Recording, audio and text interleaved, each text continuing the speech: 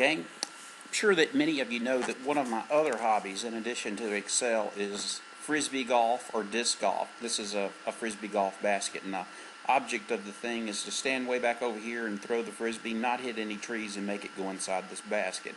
And it's played just like golf. You throw the disc and see who can get it into the basket in the fewest number of tosses. Well, here in Jackson, we're really blessed by having a fantastic Parks and Recreation Department. They put a really nice disc golf course in for us at Muse Park. And out of gratitude, I've let them know that all of my little Frisbee golf friends would be happy to pay them back with labor or anything we can do for them, just to let them know how much we appreciate it. So one day, a couple years ago, we got a call telling us that they were going to have a punt pass kick competition.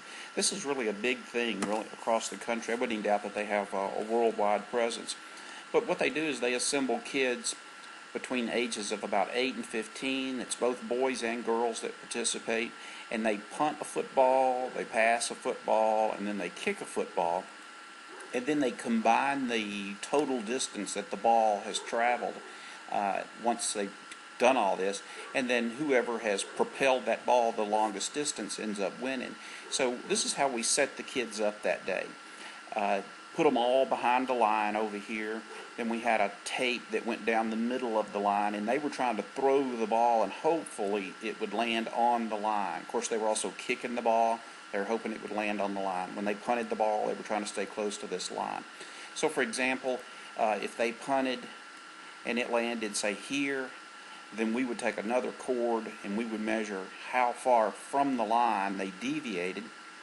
So in this case, we'll say the ball landed right up there.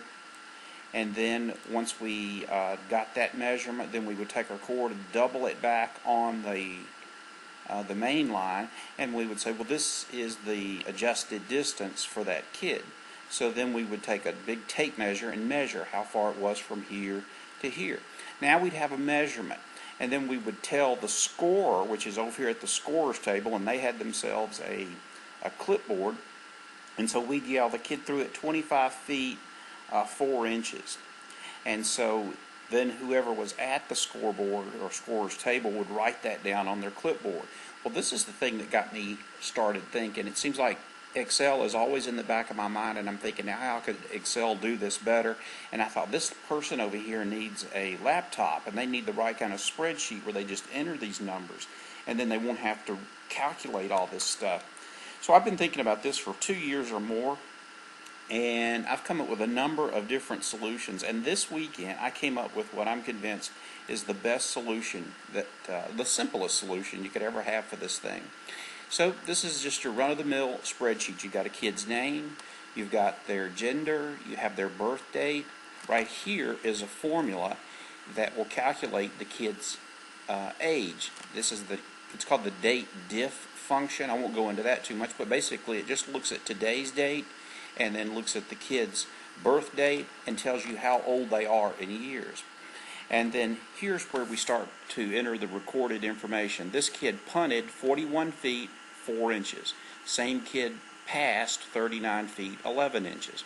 Same kid kicked 25 feet 5 inches. Now what we need here is a total. How far did that ball travel when he punted, when he passed, and when he kicked?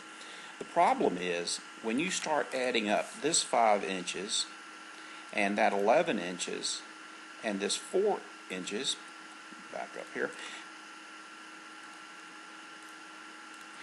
I find that totals up to 20 inches. So that's 1 foot and 8 inches. So that 1 foot needs to be carried over to this 41, and then so it just gets complicated quick. So then it dawned on me, if we could turn all of this into inches, we'd be ahead of the game, and then we would just add it all up, and then whoever threw it the greatest number of inches would be the winner. So the kicker comes into, how do I easily turn all of this stuff into inches, all the feet, that is, into inches? There's several fairly easy ways to do it, but let me show you what I think is the quickest and easiest way. 1 foot equals 12 inches. Everybody agrees with that. If we take 41 feet and multiply it by 12 inches, we'll know how many inches are in 41 feet. Still simple, all right? I've entered 12 off to the side. Now I'm going to copy that. Ctrl C. Now I need to select all of the feet. So I'm going to click here, Ctrl Shift down, take myself back up. I'm going to Control click here, and now Ctrl Shift down, take myself back up, and I'm going to Control click here and Control Shift down. That just allows me to make three, they call it non-contiguous selections. They're just three selections that aren't touching each other. Now I need to bring up a little dialog box that's called the Paste Special Dialog Box. And the quick and easy way to get that to come up is Control Alt at the same time and tap the letter V. Here we are, Paste Special Dialog Box. We're wanting to paste this 12 in as a multiplying factor. So the operator's asking for which operation that we want to use. Right now there's no operation, but I want to multiply everything in these selected cells by 12. We'll hit OK, and now these have all been turned into inches.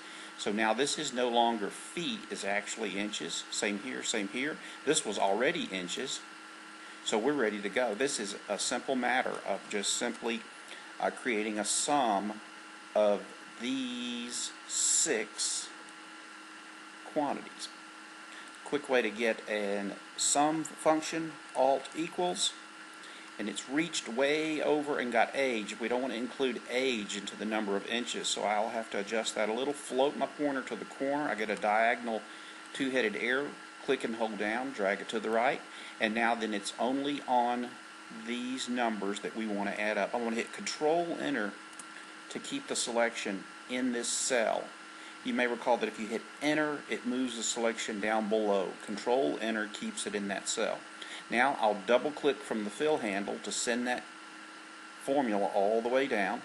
So now we've got the number of inches that each kid propelled the ball down the field.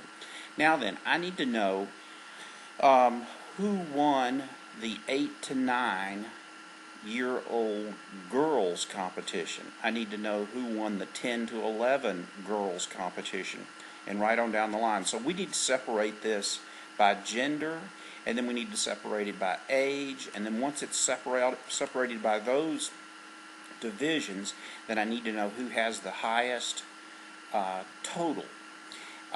There is a way to sort this 3 different ways, and probably 2 or 3 different ways to sort that, but I'm going to show you the way that I like to do it. I've written out the order. I want it separated by gender, by age, and by total. Alright, knowing this, that I want it broke down in this way, we start with the last sort item. So total. This will become clear as we move along. So I'm starting at the bottom of my sort. Alright, I would like to sort that largest to smallest because I want to know who has the largest score. Alright, I'll give that a click. Alright, and we see that this kid had 26,000, and that's Jimmy John. Next, I go from total to age, and so now I'll move to the age column, and this can be largest to smallest, smallest to largest. Let's just go smallest to largest. Alright, I've got all my 8-year-olds first, my 9s next. Now we're going to go from age to gender. So now I'll click in the gender column, and we'll do it this time so that the females come first. A to Z. Alright, so now the females are first. So within the females, we're starting with the youngest females, and then within this young female group, and that's, I'll just let you know, that's 8 to 9s. So we'll come across here, and these are the 8 to 9-year-olds. We see that Emily White won with a toss of 7,800 inches. Now in the 10 to 11-year-olds, 10 to 11, I want to make sure I stay within the females. There we go.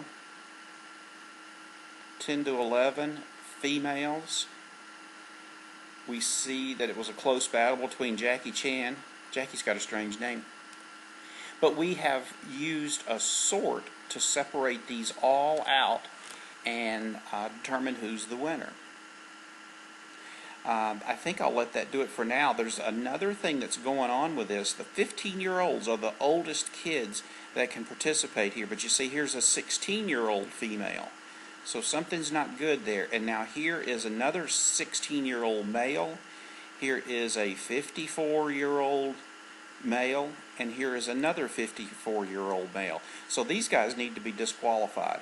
I'll do another little video and show you how you could use conditional formatting to make you aware that you've got some old geezers out here playing.